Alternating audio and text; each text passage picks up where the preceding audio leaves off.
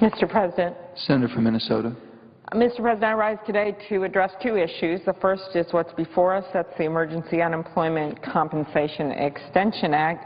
And the second is something that should be before us, and that is the confirmation of the U.S. Attorney from Minnesota. This will be the third time in a few days that I have spoken on this, which I will continue to do until this gets done.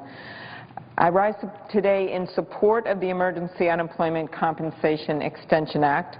I know we're making progress on a proposal that extends federal support for emergency unemployment compensation for 3 months and is fully offset. I've spoken about the need to extend federal support for unemployment insurance, and I'd like to thank Senator Jack Reed and Senator Dean Heller for their bipartisan leadership on this issue. Unemployment insurance provides a critical lifeline. Workers pay into the program so that it will be there when they are looking for work. Unemployment insurance helps families pay the mortgage or rent and put gas in the tank. Federal support for unemployment insurance is crucial for those Americans who exhaust their state-funded benefits and are still looking for work.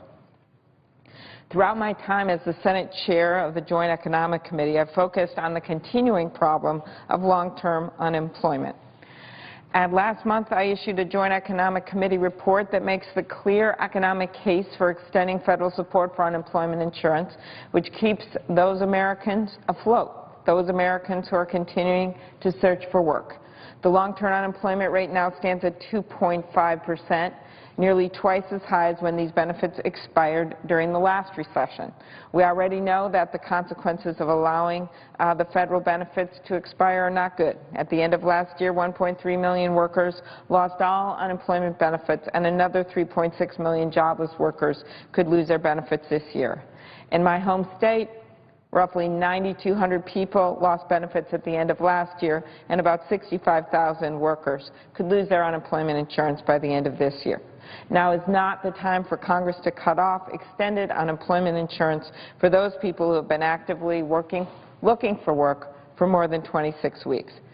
These are not the people, Mr. President, as you know, who benefited from the uptick in the stock market over the last few years. They don't have stock portfolios. They're not checking the stock rates. They haven't noticed that it's gone down a little bit recently. They haven't noticed that it went up all last year. They're just trying to put food on their tables and keep a roof over their heads. They are people who live in our states, who are our neighbors. I've heard from countless Minnesotans who are sharing their stories with me about how unemployment insurance is a lifeline for their families and that ending federal support for the long-term unemployed would be devastating.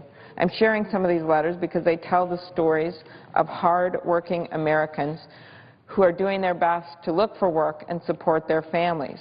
Linda from Little Falls, she wrote this. She said, "Dear Amy, please, please, please fight to extend the emergency unemployment past the end of the year. My husband and I are both still unemployed by no fault of our own and are both over 55.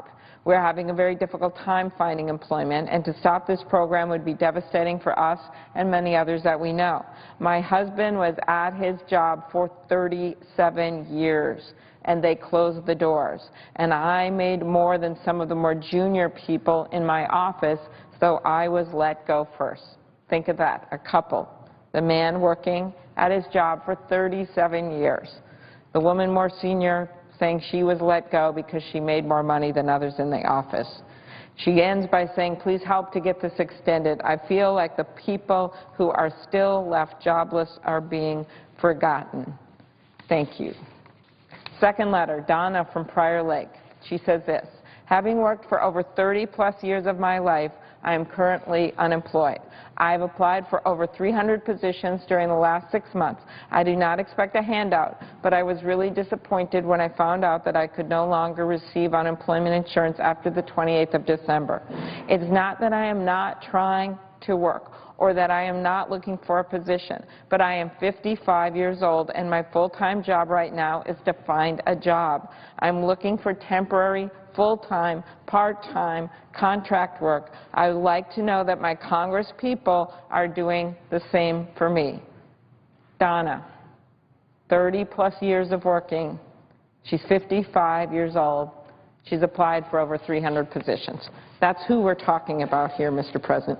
These are the people that we're talking about when we talk about this kind of long-term extension of unemployment. And I think it's something that I hope my colleagues will keep in mind as we move forward and get this done and get this passed.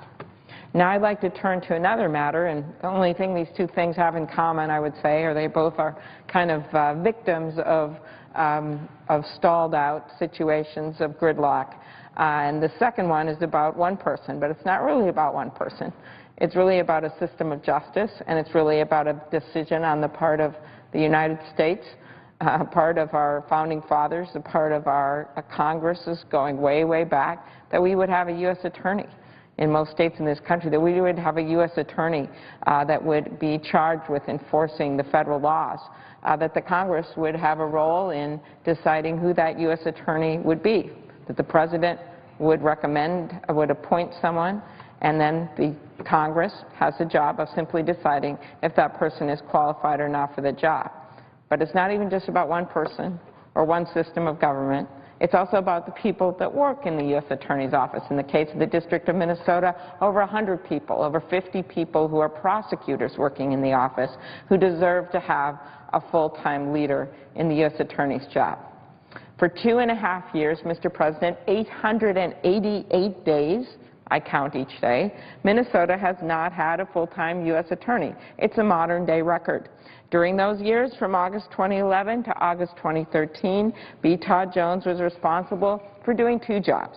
He was the Minnesota U.S. Attorney, and as those of you involved in the long vote in this chamber that lasted over 8 hours remember, he was also the acting director of the Bureau of Alcohol, Tobacco, Firearms, and Explosives. They hadn't had a full-time confirmed director for 7 years. So he went in after the mess with Fast and Furious and was willing to be the acting director, while at the same time he was the U.S. Attorney for Minnesota. Well, as you can imagine, there was a lot of work and cleanup to do at the ATF. So that was where he was focused. That was where he was focused for most of his time. Meanwhile, the U.S. Attorney's Office in Minnesota kept going. But at some point, after 2.5 years, you can't keep going on your own. Over the summer, the Senate finally confirmed Todd Jones as director of the ATF, leaving the Minnesota U.S. Attorney's position finally open for good.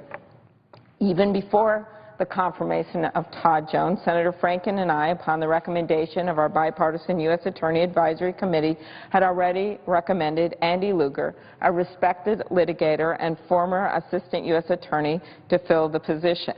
That was 197 days ago. In November, President Obama nominated Andy Lugar to become the new U.S. Attorney, and the Judiciary Committee approved his nomination unanimously on January 9th. Our colleague from Texas, Senator Cruz, had no objections to this nomination. We had no objections on the committee, which is saying a lot because we have a lot of different people from different backgrounds and different political views on the committee. Usually when people speak on nominations on this floor, it is because they're fighting to get someone through because there's objections. This is not at all the case in the case of Andy Lugar, who's trying to be the District Attorney of Minnesota. What has happened in the past cases with U.S. attorneys? Well, over the past 20 years, 4 of Minnesota nominees to be U.S. attorney, appointed by Republican and Democratic presidents alike, were confirmed within a day of when they passed out of the committee. And during this time frame, all of the nominees were confirmed within an average of 9.5 days of being voted out of committee. It has been 26 days since Mr. Lugar was approved by the committee. It is time that we do the right thing by quickly confirming him to make sure Minnesota has its highest law enforcement officer in place. I want to thank Senator Grassley for his help on this. He actually also has a U.S. attorney that's pending for the District of Iowa. So why is a U.S. attorney important? I thought our pages would be interested in this fact. Because we're going to be talking a lot about a U.S. attorney over the next week if this keeps going on. The position of U.S. attorney is a law enforcement post that the founders regarded as so vital that they created it during the very first Congress in the Judiciary Act of 1789. This is the same act that created the Attorney General and the structure of the Supreme Court and the lower courts. According to the act, each judicial district would be provided with, quote, a person learned in the law to act as attorney for the United States, whose duty it shall be to prosecute in each district all delinquents for crimes and offenses cognizable under the authority of the United States and all civil actions in which the United States shall be concerned. The U.S. Attorney is a position so necessary that President Zachary Taylor appointed Henry Moss, there's a name you may not have heard of before. Zachary Taylor appointed Mr. Moss to the post within 2 days of Minnesota becoming a state. So back then, somehow they're able to get it done in 2 days. I don't know, we've been waiting 888 days, but in 2 days, they were able to get a U.S. attorney in the job when Minnesota first became a state. Since 1849, the District of Minnesota's 31 U.S. attorneys have upheld the rule of law, the Constitution, and the rights of our state citizens and tirelessly pursued justice on their behalf. This quick action by President Taylor and the speed with which the Senate has confirmed the past U.S. attorneys for Minnesota shows how much our government has historically valued this position. These people have not been used as pawns in some kind of a fight over other issues. They've simply been confirmed. We have simply gotten it done. And I think we can all agree, given what we've seen with the heroin cases that we've seen on the rise all over the country in just the last few months. This has certainly come to our attention in Minnesota. In Hennepin County alone, 69 opiate-related deaths in one county in our state in just 6 months of the year. So I think we can all agree that the importance of this position is no less important than it was in 1789 when this job was created. Since the founding of the country, we have recognized the great authority placed in the hands of U.S. attorneys to uphold the rule of law, to protect our freedoms, and to exercise their power responsibly and only for just ends. A 1935 Supreme Court decision called Berger versus United States has gained iconic status for Justice Sutherland's description of a prosecutor's duties to follow the rule of law, serve justice, and play by the rules.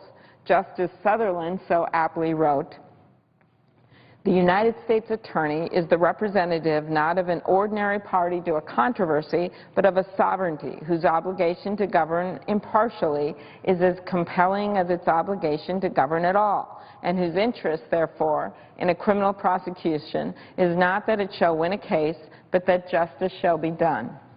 As such, he is in a peculiar and very definite sense the servant of the law, the twofold aim of which is that guilt shall not escape nor innocence suffer. He, and we could say he or she for modern days, may prosecute with earnestness and vigor. Indeed, he should do so. But while he may strike hard blows, he is not at liberty to strike foul ones. It is as much his duty to refrain from improper methods calculated to produce a wrongful conviction as it is to use every legitimate means to bring about a just one." That's a timeless statement that rings as true today as it did nearly 80 years ago. The men and women, Mr. President, the men and women in the Minnesota U.S. Attorney's Office exemplify the professionalism, high ethical standards, and unwavering commitment to the rule of law and public safety that we expect of prosecutors. They work to protect public safety by focusing on offenders who harm our communities, terrorists, the worst of the worst, violent criminals and drug traffickers, and major financial fraudsters. They also work closely with local law enforcement to ensure local and federal resources are used efficiently and effectively to prevent crime and lock up criminals. For example, the office won a conviction in a $3.65 billion Ponzi scheme case, the second biggest Ponzi scheme in U.S. history. Now, this case was originated when, in fact, they had a full-time U.S. attorney, and most of the prosecutions did take place when they had a full-time U.S. attorney in the office. Of course, with a major case like this, you would want a full-time U.S. attorney there to make critical decisions. Also, the office has an ongoing terrorism investigation that has led to charges against 18 people for aiding the terrorist organization Al-Shabaab, 8 of whom have been convicted, some receiving sentences of up to 20 years in prison. So at some point, as that investigation continues, one wonders why the United States of America would want to have an office overseeing and prosecuting major terrorism cases without having a full-time U.S. attorney. I do wonder, Mr. President, if this would ever happen in New York City or the city of Chicago. And I hope people keep this in mind as they look at the situation. Other major accomplishments of the office include Operation Highlight, a major drug trafficking investigation involving more than 100 local, state, and federal law enforcement officers that resulted in 26 indictments, 25 guilty pleas, and sentences of up to 200 months in prison. Operation Brothers Keeper, a successful investigation and prosecution of a RICO case involving a regional 200-member gang which took 22 dangerous criminals off the street. This doesn't sound like a case that should be handled by an office that doesn't deserve a full-time U.S. attorney. That would be the prosecution of a RICO case involving a regional 200-member gang. Or how about Operation Malverde, which received national attention and was a prosecution of 27 defendants associated with a Mexican drug cartel, including the apprehension of the cartel's regional leader and sentences as high as 20 years in prison. The office also recently played a key role in shutting down a major synthetic drug seller in Duluth. This head shop was a major problem. They went after this head shop. They prosecuted the owner. The owner was recently in his house, was found over $700,000 in plastic bags hidden in his bathroom, and they won that case. These are just a few of the major cases that the office has worked on in recent years, and I will be telling you more in the days to come. After 888 days without a full-time boss, these hard-working people deserve a leader, and Mr. Lugar is the right person for the job. Again, I am not up here speaking about this because anyone in the Senate objects to Mr. Lugar for the job. It is time we vote on Mr. Lugar's nomination. In the past, as we know, these U.S. attorneys' nominations have simply gone through on voice vote, without much hurrah, within a few days after they go through the committee. Mr. Lugar is a dedicated public servant and has the breadth of experience, strength of character, and commitment to justice. It makes him a well-qualified candidate to serve as Minnesota's next U.S. attorney. I have no doubt that he will uphold the principles Justice Sutherland sought in that opinion in a U.S. attorney. I urge my colleagues to support Mr. Lugar's confirmation and to finally give the Minnesota U.S. Attorney's Office and its hard-working prosecutor the full-time U.S. attorney that they deserve. Thank you, Mr. President. I yield the floor. I note the absence of a quorum. Clerk will call the roll. Mr. Alexander.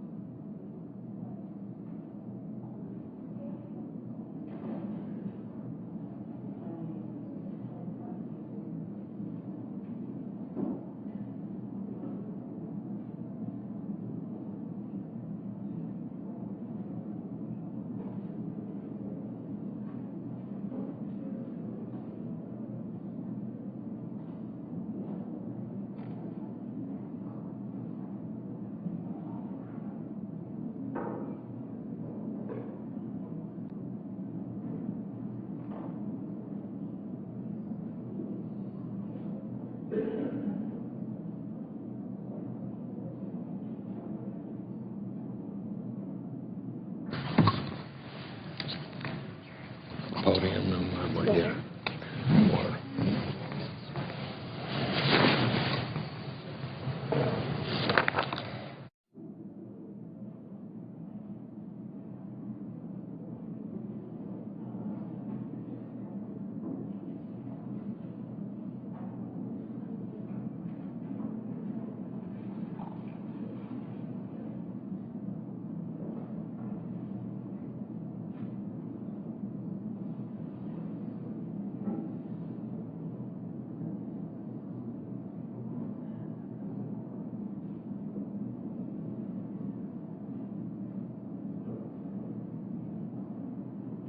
Mr. President, Senator from Minnesota, I would ask that any quorum call be vitiated. without objection. Mr. President, I ask to speak as if in morning business. Without objection. Mr. President, I'm very pleased that we were able to vote on and pass a badly needed and long overdue 5-year farm bill today, and that we are finally on the verge of enacting the legislation into law with the President's signature. With 1 in 5 jobs in Minnesota connected to agriculture, passing this bill has been a top priority of mine.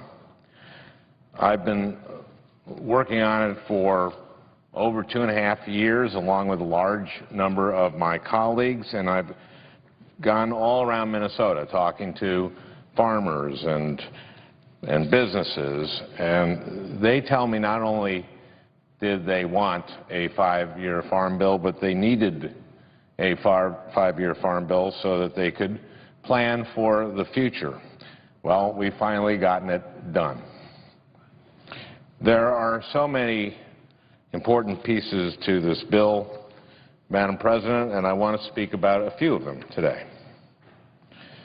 When I meet with farm leaders and visit farms all across Minnesota, I hear over and over again about the importance of providing farmers with a strong safety net. There is a lot of uncertainty when it comes to farming. Once a farmer puts his crop into the ground, crops are vulnerable to drought, to too much rain, to disease and different kinds of pests, and to other natural disasters. In 2012, for example, we witnessed a terrible drought that devastated the nation's corn and soybean crops and forced ranchers to cull their livestock. Well, all the safety net programs in the bill are important because they protect our farmers and ranchers, and they also protect American consumers by making sure families have a reliable, domestically produced supply of food. The bill provides disaster assurances for livestock producers. It contains a dairy program so that our dairy producers have the certainty that they need. It contains a sugar program to help protect our sugar growers, American sugar growers. Minnesota is home to a large number of beet sugar growers, and the sugar industry provides thousands of good-paying jobs, American jobs, and billions of dollars to the economy of our region. I fought to make sure that we kept this vital program in place. This bill also includes crop insurance, so farmers have the certainty with respect to their planting decisions. And one of the things the Farm Bill does, which is really important to me and to so many people, is to link the crop insurance program to conservation. Minnesota farmers are good stewards of the land and understand how critical conservation is. So do our hunters and our anglers. With this provision in the Farm Bill, when our farmers receive crop insurance benefits, they also agree to implement conservation practices that are good for our land and for our water. In addition to a strong safety net and the conservation provisions, the bill contains many other programs that are really important to Minnesota agriculture. For example, I push to include provisions to support beginning farmers. With the average age of farmers in Minnesota approaching 60, we need to invest in a new generation of farmers and ranchers, and that's why the Beginning Farmer and Ranchers program has been a priority of mine. This important program will support training and education for beginning farmers and will help new farmers overcome the steep financial hurdles that they often face when just starting out. I'm also really proud of the comprehensive energy title of the bill, which I helped to author. The energy sector in agriculture produces jobs and supports rural communities in Minnesota and across the country. The energy title includes programs like the Rural Energy for America program, or REAP, which provides farmers and rural businesses with loans and grants so they can invest in energy efficiency and renewable energy to reduce their energy bills. It also includes programs to help rural America develop advanced biofuels that will help wean the nation off of foreign oil. It also includes programs to help move the nation away from a petroleum-based economy to one where products are increasingly made out of homegrown renewable biomass. Those are just some of the important things that I fought for in the bill, and the bill does all of these critically important things while also reducing the deficit by billions of dollars. Like all bipartisan compromises, the bill is not perfect. In particular, I am not happy with the cuts to the nutrition program on which so many low-income families rely.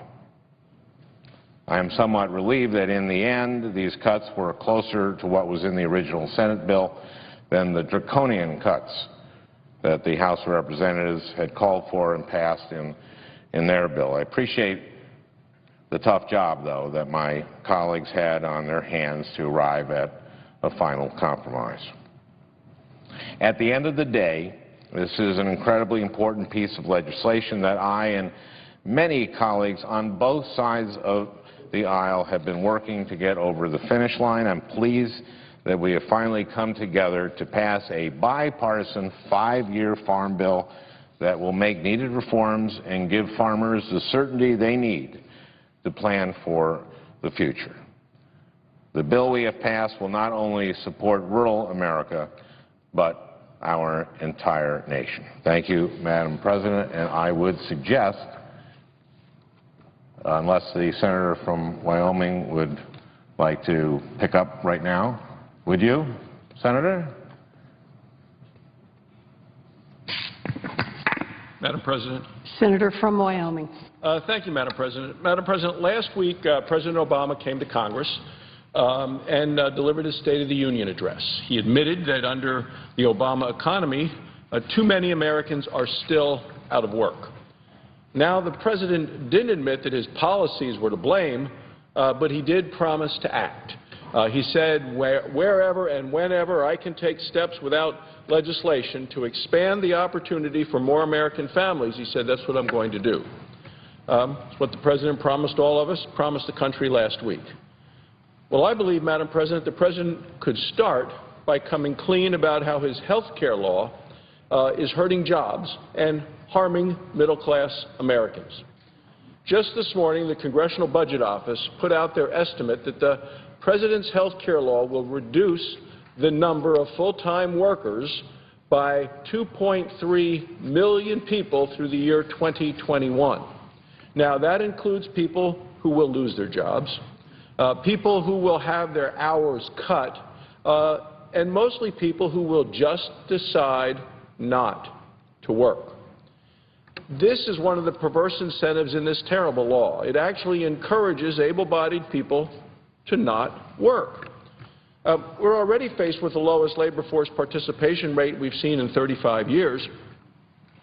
And this number that they've come out with, over 2 million fewer jobs in our economy. You know, when we were debating the health care law here in the Senate and the CBO came out with their estimate based on the way they read the law before it went into effect, they said, well, this could negatively impact jobs in the economy to the tune of 800,000. Well, now we're at 2.5 times that many, over 2 million fewer jobs, and as a result specifically of the health care law. We should be doing all that we can to increase labor force participation. The health care law actually pushes it in the opposite direction. The Congressional Budget Office also said this morning that the health care law will provide health insurance to 2 million fewer people this year than previous estimates had expected. And one of the main reasons Democrats insisted that they needed to pass this law in the first place was to cover uninsured people. Now the Congressional Budget Office doesn't even expect it to do the job that the Democrats intended it to do very well. The law is raising costs. It is hurting middle-class Americans and not even helping the people that the Democrats told us it was going to help in the first place. President Obama promised last week to act and to do something to create jobs. So what we see is his health care law is actually reducing jobs and reducing the number of people working. Well, there are other things that the president could do to help create jobs. The first thing, though, would be to work with Republicans to repeal the health care law and come up with reforms that will actually work. He could also look at a number of the options on the energy front that would help the private sector create jobs. No government money needed. The president says he wants to do things that don't require legislation. Well, without any legislation at all, the president could approve the Keystone XL pipeline and expand opportunity for thousands of American families. Over the past 5 years, a small number of lawyers, consultants, bureaucrats, and environmental activists have made a living over haggling about the pipeline. Meanwhile, the president has turned his back on middle-class people who are in need of jobs, desperate need of jobs, people living in Montana, South Dakota, Nebraska, Kansas, other states. TransCanada submitted its application for a permit to build the Keystone XL pipeline more than 5 years ago. Ever since, President Obama has wasted America's time and money grasping for excuses in order for him to be able to reject it. His State Department's latest environmental review confirms yet again that the pipeline shows no significant environmental impact, and it will support more than 42,000 jobs. Last summer, the president sneered at those jobs. He said they were, quote, just a blip relative to the need. For out-of-work Americans, those jobs are more than a blip. For them, this is more than a pipeline, it's a lifeline. It is way past time for President Obama to quit stalling and to finally do the right thing for those Americans. They say the definition of insanity is doing the same thing over and over again and expecting different results. Yet the Obama administration has been doing the same thing over and over and over and over and over again. We've had a draft environmental impact statement. We've had a supplemental environmental impact statement. Then we've had a final environmental impact statement. Then we've had a draft supplemental environmental impact statement. And Friday we had the final supplemental environmental impact statement. Madam President, people at home listening to this would say, why would it take 2 years, and it did, it took 2 years to go from the supplemental draft environmental impact statement to the draft supplemental environmental impact statement. It makes no sense at all. This is the 5th report by the State Department, and the conclusion is always the same. They can do this report another 5 times or another 50 times. The result is still going to be the same. It's a simple cost-benefit analysis. The cost is no significant environmental impact. The benefits, at least 42,000 jobs, and a chance to reduce our dependence on overseas oil. So now that the complaints from the far-left environmental extremists have been debunked, what do they say? Well, according to the news reports, some will have protests and some are planning lawsuits. The Washington Post had a story this Sunday titled, "For Pipeline, the Gut Check Moment." It talks about some of the fanatical anti-energy protesters who refuse to accept the science. They want to pressure the President and the Secretary of State Kerry, to make sure that these jobs never get created. Here's one quote, Neva Goodwin, co-director of the Global Development and Environment Institute at Tufts University in Massachusetts, a contributor to Senator Kerry's past campaigns, said that she will be opposing the pipeline in another way. The article quotes her as saying, "I'm working with an informal network of political donors that will be pushing Kerry to do the right thing."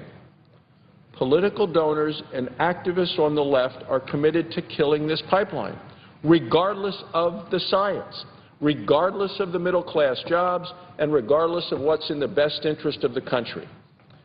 I find it astonishing that former Energy Secretary Stephen Chu said yesterday on this very point about what about the science, what about the cost-benefit analysis.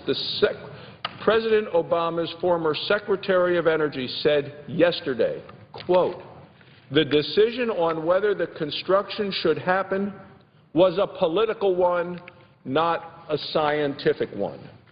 So much for the President of the United States saying the decision would be based on science. The President's activist base will be mobilizing and fighting against good American jobs. So what does the administration itself say? It says it wants to wait for some more opinions. The White House Chief of Staff said Sunday that the President wants officials from the Environmental Protection Agency, the Energy Department, and other agencies to tell what they think. Well, I know what the former Secretary of Energy thought. He said the decision on whether the construction should happen was a political decision, not a scientific one. You don't need to look any further. Look at the history of the project. TransCanada applied to build this pipeline more than 5 years ago. The Obama administration has set deadlines and said that it would make a decision. First, it was the end of 2011. Then it was after the election in 2012. Then it was at the end of 2013. So President Obama promised Republican senators when he met with us last March. The administration has missed every deadline, broken every promise. And it's interesting because the last time the Senate voted on the subject, 17 Democrats joined every Republican to support the pipeline. The Obama administration is still trying to find a way to evade and to avoid having to make a decision. You know, this really ought to be embarrassing to an administration. President Obama was elected to make decisions. The science is settled. The President should be embarrassed when his former Secretary of Energy says the decision on whether the construction should happen was a political one and not a scientific one. Any objections have been heard. They've been answered. There are no more excuses. It's time for the President to make up his mind. Is he going to follow the science or just the politics? He should approve the Keystone XL pipeline. He should do it now. He should do the job that he was elected to do so middle-class Americans can do the jobs that they desperately want to do. Thank you, Madam President. I yield the floor. Senator from Vermont. Madam President, what is the parliamentary situation? The motion to proceed to S. 1963. Thank you. Well, Madam President, I'd ask consent to be allowed to speak up to 10 minutes as in morning business. Without objection. Madam President, last week, Attorney General Eric Holder appeared before the Senate Judiciary Committee. He reminded us, something that sometimes we have to be reminded, that we should support our nation's law enforcement officers and first responders. Now, there is one vital program that provides support to the families of fallen law enforcement officers and other first responders. That's the Public Safety Officers Benefits Program, the PSOB. I'm proud to have authored legislation that has expanded and improved the PSOB, like the Hometown Heroes Survivors Benefits Act and the Dale Long Public Safety Officers Benefits Improvement Act. We got those laws passed to honor the service of these dedicated first responders. We exercised considerable oversight to make sure the program was administered fairly and efficiently. We wish that we didn't need the PSOB program because it's a reminder to Americans about the dangers law enforcement officers face every day. But because they do face those dangers, we need the program. In 2013, the National Law Enforcement Officers Memorial Fund reported that 111 law enforcement officers in the United States were killed in the line of duty. Every single line of duty death represents enormous tragedy for the families, but also for the communities of these officers. For decades, Congress has been steadfast in its support of law enforcement officers. As one who had the privilege to serve in law enforcement for 8 years, I am so proud of what we've done in the past. But now, for some reason, there are some in Congress who do not believe the support of law enforcement officers and first responders can be a federal responsibility. Well, I disagree. I remain committed to fighting for all of our state and local law enforcement officials.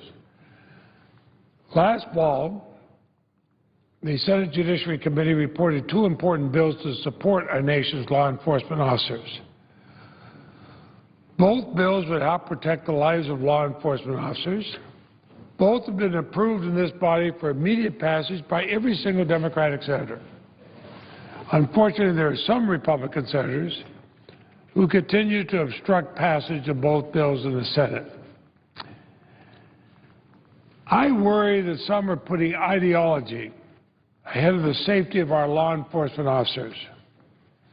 More than a decade ago, Republican Senator from Colorado, Senator Ben Nighthorse Campbell, and I joined forces, again because both of us had a law enforcement background. We authored the Bulletproof Vest Partnership Grant Act.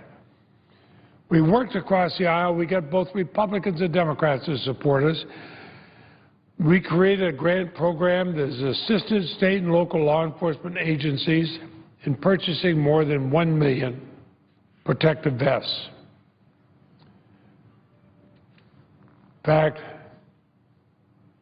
Madam President, I remember a police officer testified before the Judiciary Committee telling us how much he loved law enforcement. But what he loved even more was his family, his parents, his wife, his children. And when he talked, he said, I came within a second of never being there with them again. He said, this is what saved me. And he pulled up from under the desk a bulletproof vest, and you could see the slugs stuck in it. He said, I was ambushed, I had a cracked rib, but later that day I saw my family. Without this vest that this Bulletproof Partnership Act got, I never would have seen my family again. And between 2000 and 2010, the Bulletproof Vest Partnership hasn't even required controversy. It's been reauthorized 3 times by unanimous consent. The bulletproof vests have saved the lives of more than 3,000 law enforcement officers. These are officers who put their own lives on the line. They don't stop and say, wait a minute, how do people vote in the Bulletproof Vest Act? They respond when they're called. But unfortunately, since 2012, a few Republican senators have blocked passage of this bill. I'm disappointed we can all come together to promote the safety of our nation's law enforcement officers who put their lives on the line every day to ensure our safety. Madam President, I remember walking down the street in a town in Colorado. A police officer in uniform walked up to me and said, are you Senator Leahy? I said, I am. He tapped his chest. You could hear the thunk-thunk of the bulletproof vest. He said, I want to thank you. And I want to thank Senator Campbell. That's all he said. I was choked up listening to this. The Judiciary Committee also reported the National Blue Alert Act. This is a bipartisan bill. It passed the House of Representatives by an overwhelming majority of Republicans and Democrats. The National Blue Alert Act would create a national alert system to notify all state and federal law enforcement agencies with critical information when an officer is injured or killed in the line of duty. I'm a proud co-sponsor of it. It's sponsored by Senator Cardin and Senator Graham, key Democrats and Republicans. In recent weeks, some senators have expressed concern for the safety of law enforcement officers in the context of a different Senate confirmation process. I do not question that these senators are as concerned as I am about the safety of law enforcement officers. But I invite those who express concern before the cameras for the well-being of law enforcement officers to come here and support the 2 bills I've discussed today. End the needless obstruction of this proven common sense legislation. Do your press conferences if you want. Say you're in favor of law enforcement. Who's going to be against law enforcement? But then prove it. Let us get this passed. I'm proud that every member, every Democratic member has supported it. Most Republicans do. Those few who are opposed let us vote.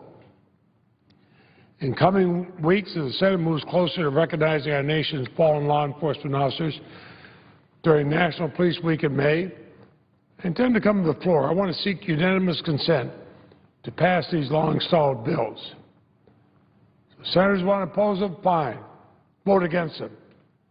But they ought to be willing to join me on the floor and explain to the thousands of law enforcement officers and families that soon gather in Washington to honor those who made the ultimate sacrifice in the service of their fellow citizens why they oppose these pieces of legislation that have always been so non-controversial. Our law enforcement officers risk their lives every day to keep us safe. They deserve a Congress that does more than just talk about their service. They deserve protection. One of the saddest days I ever spent as state's attorney was going to the funeral of a police officer killed in the line of duty, snowy day in Vermont. Snow was falling gently from the sky, and for several miles of police cars, their blue lights reflected against the white snow. Such a peaceful scene, but not for the family of that police officer. I said to myself, I will do everything I can to protect them. And I appreciate those Republicans and Democrats who joined me on this. So I'll call on my friends from across the aisle. Join all the rest of us and your fellow Republicans who have already joined to protect law enforcement officers. Let's immediately reauthorize the Bulletproof Vest Partnership Program. And let's pass Senator Cardin and Senator Graham's National Blue Alert bill. It is a good way to help those of us who keep us safe. We have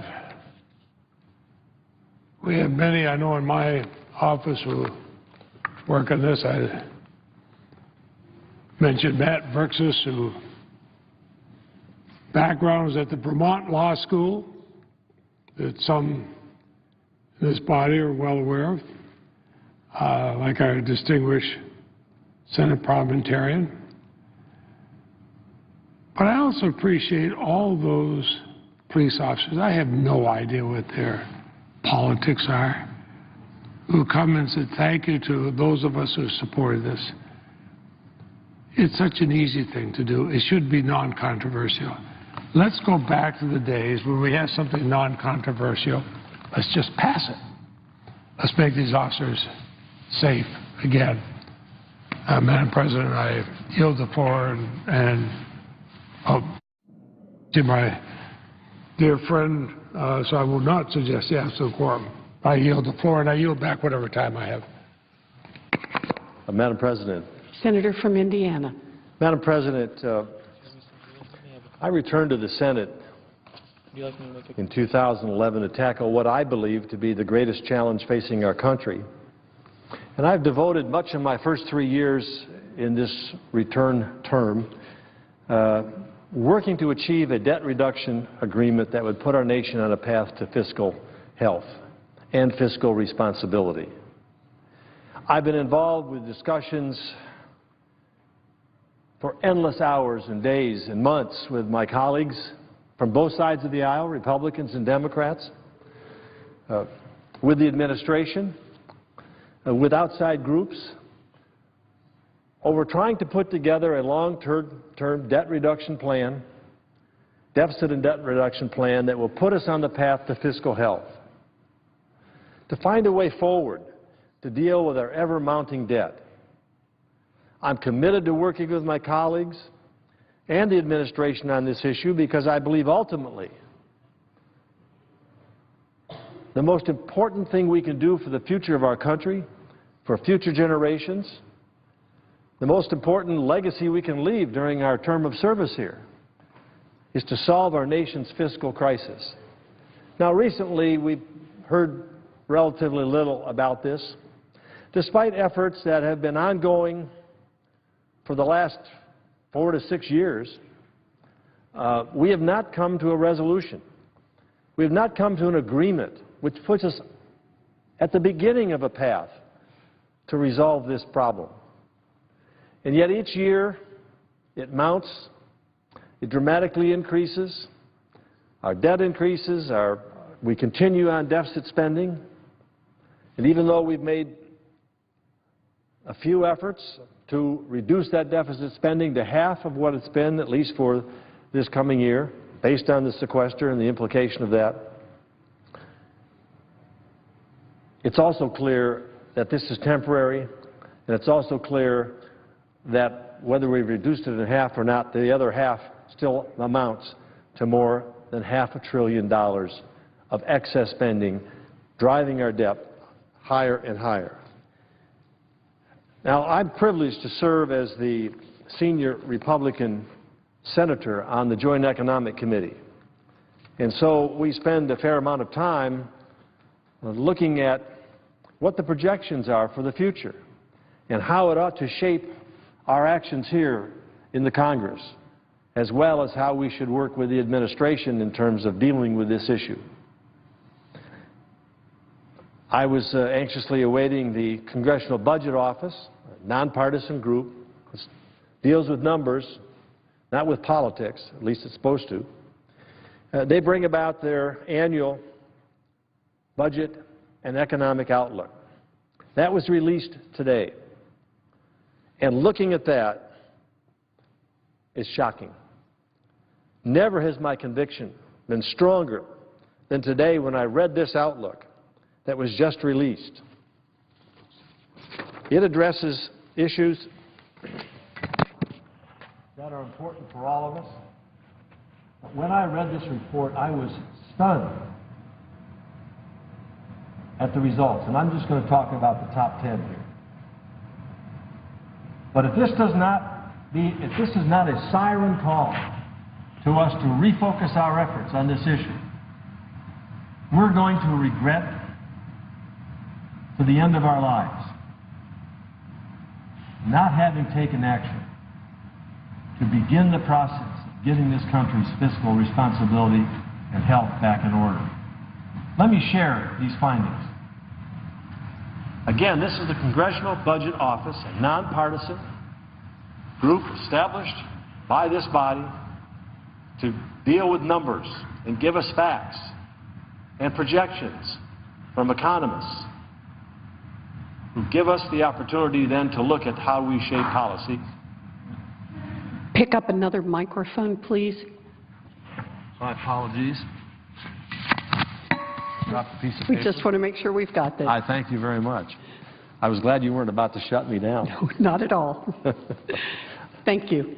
You're more than welcome. Let me go back just a little bit. As I was saying, I was stunned by the CBO report, and I'd like to share the shocking findings.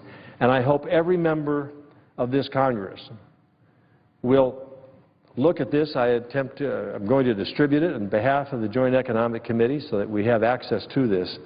But it ought to send a shockwave through all of us, and it ought to provide us with the courage and the will to step up and do what I think we all know we need to do.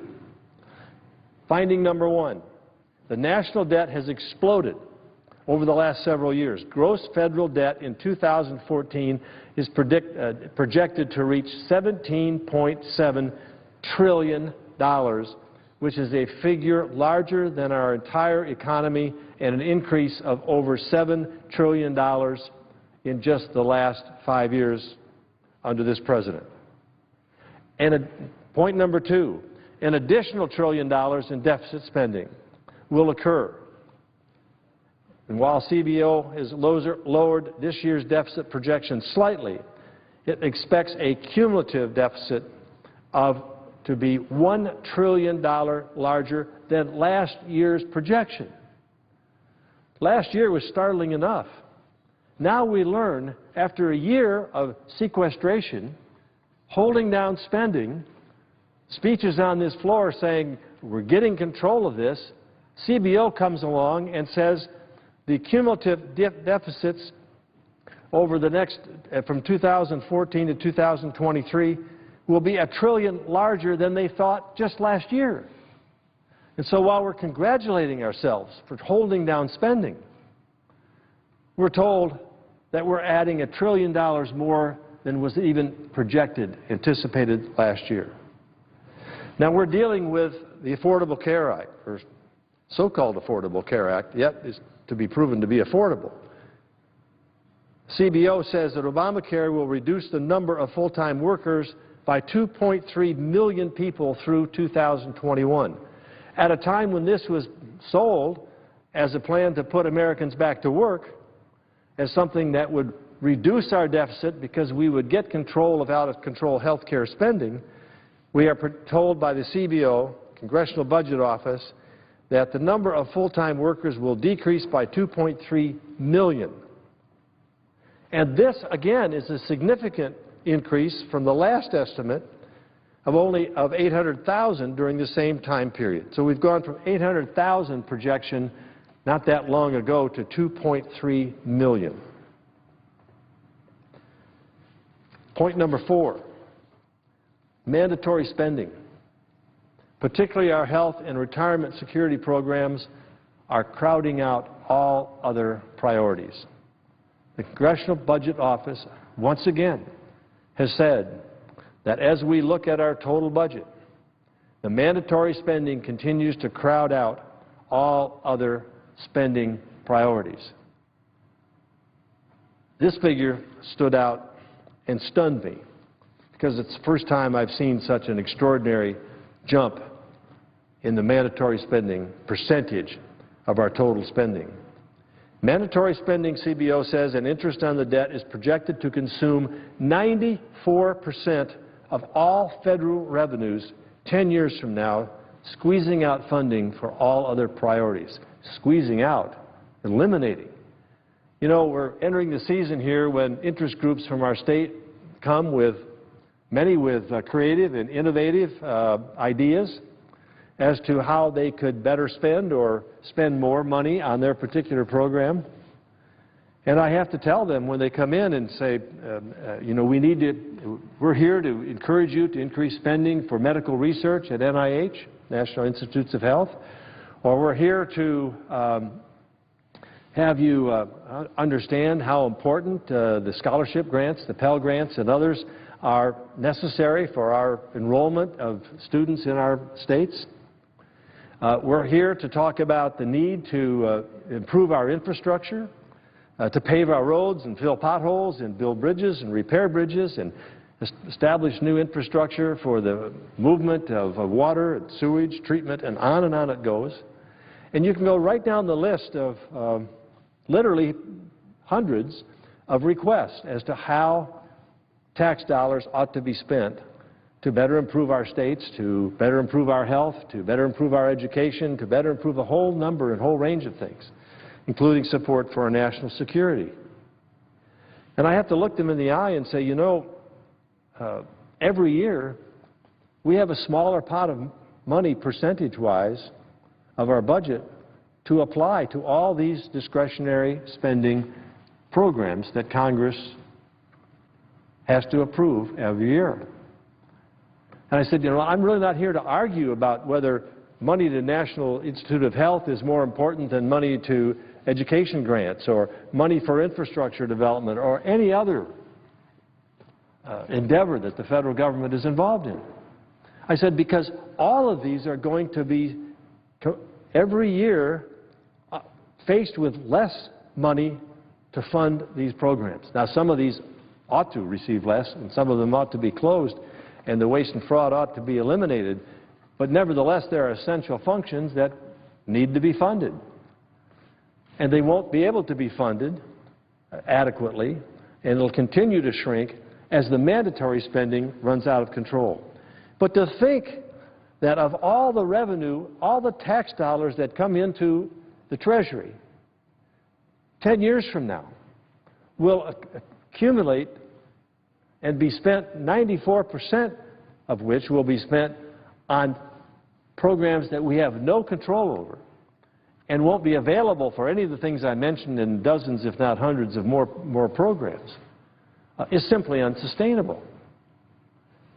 94%.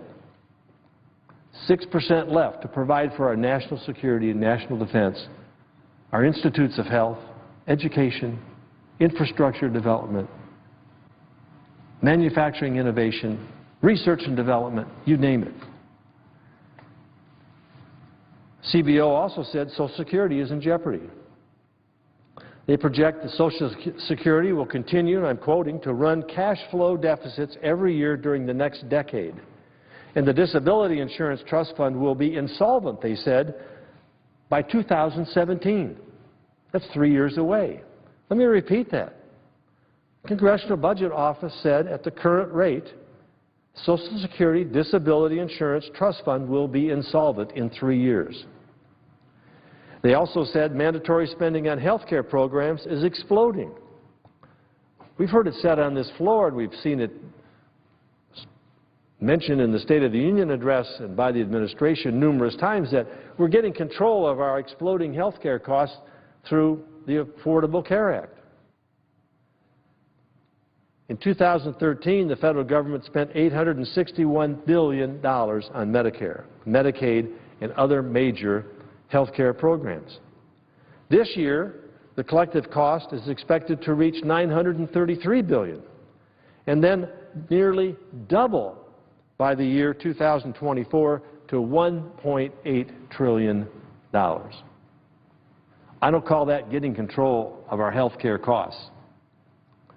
But yet this mandatory spending part of our budget will continue to grow to the point where we simply have no money left for any other function of government. All this is based, of course, on interest rates and the assumption as to what they will be. CBO says our interest on our debt is set to double. Annual interest payments on the national debt are estimated to more than double over the next 10 years, from 1.3% of our gross domestic product in 2014 to 3.3% of GDP in 2024. And we know that in the past, estimates of what will happen with interest rates will drive that rate higher, particularly as our fiscal crisis gets more desperate. Point number 8. Again, Congressional Budget Office said we've got to have a spending program and not a taxing program. Projected revenues will exceed, they say, the 40-year historical average of gross domestic product. We'll exceed that this year and outpace growth in our economy over the next 10 years. So they said the problem isn't too little revenue. That's going to continue to pour in here as we continue to raise taxes. But you can't raise taxes fast enough or adequate enough without, one, destroying our economy or limiting our economy, but secondly, to keep pace with the spending, which will hit its projected average of 20.5% this year, and over the next 10 years outpace economic growth to a greater degree. CBO notes that after 2024, the long-term trajectory of spending will drive up debt to nearly unprecedented levels. Let me repeat that. This is a quote from the Congressional Budget Office, that after 2024, the long-term trajectory of spending will drive up debt to nearly unprecedented levels. CBO states that, and I quote, such an upward path would ultimately be unsustainable. Point number 9 out of the 10, labor force participation will continue to decline over the next several years. CBO is projecting that labor participation will drop to 62.5% by the end of 2017, fueled in part, they said, by the mandates in the Affordable Care Act and negative impact on job creators as a result. Now here's the toughest thing. Number 10, Congressional Budget Office says even these dire projections may be overly optimistic. CBO projects real economic growth of 3.1%, which is notably higher than private sector has projected. They project at 2.4%, or the International Monetary Fund, which monitors all this, projects to be 2.8%. And so, as CBO says, it would probably trim its projection of GDP growth in 2014 based on 2013 data. And so the numbers that we are dealing with today may be overly optimistic. As dire as this report is, it may be that we're underestimating the damage that will come from our inability to control spending and put us on a path to fiscal health. Now, this just isn't another siren alerting Washington to the stark reality of our country desperately needing a real debt reduction agreement. This is a 5-alarm fire. Our fiscal house is engulfed in flames. And the question is, when are we, who've been given the responsibility that the people we represent, when are we going to have the courage to stand up and do something about this, to put out this fire? We cannot overlook the fact that our nation is facing record deficits as far as the eye can see. We are careening on an unsustainable, unstable fiscal path. We need all hands on deck to address this. Now, not tomorrow, not after the next election. How many times have we heard, after this next election, we need to dig down and roll up our sleeves and take on this challenge? We need to do this now, because the threat is now. A credible long-term plan to reduce our debt and put our country back on a path to fiscal health and economic growth and opportunity really is the only way that we can preserve the America that we enjoy today or have enjoyed in the past. Only way to preserve that for future generations. And so I think we have a generational responsibility here that is as important as any that we have faced before. Many say that our legacy rests on what we do here. Whether that's true or not, we certainly will be measured by what we do or what we don't do relative to this particular crisis. Again, this is not a Republican conservative standing up and saying, this is how I see things. I'm simply reciting how the body which we turn to, the Congressional Budget Office, a neutral body which just does the math and then draws conclusions from it. Actually, we draw the conclusions. They put the numbers down. This is what the Congressional Budget Office has told us.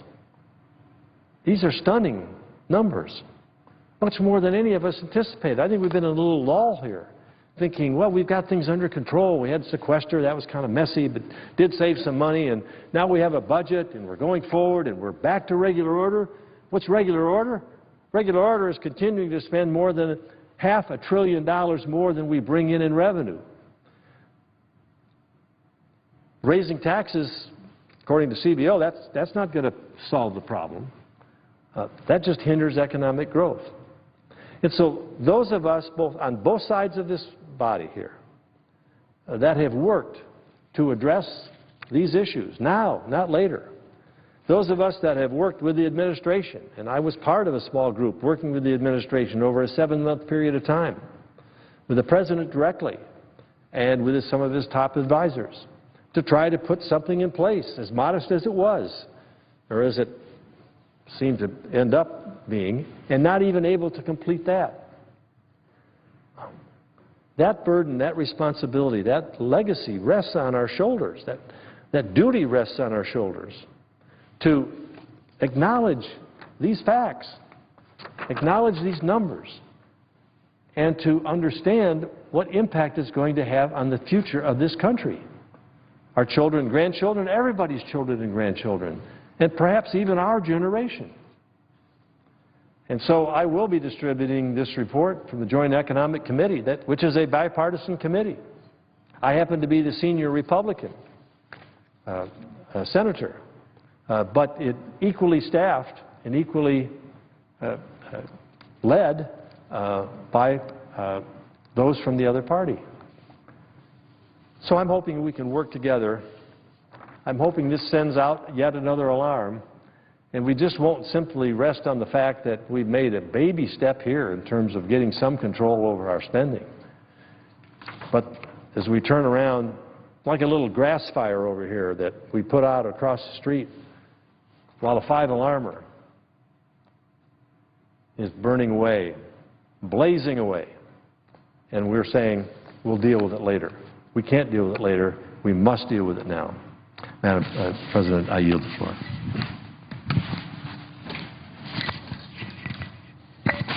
Madam President. Senator from Connecticut. Madam President, I ask consent that I be able to engage in a colloquy with the senator from Hawaii for up to 20 minutes. Without objection. Thank you very much, Madam President.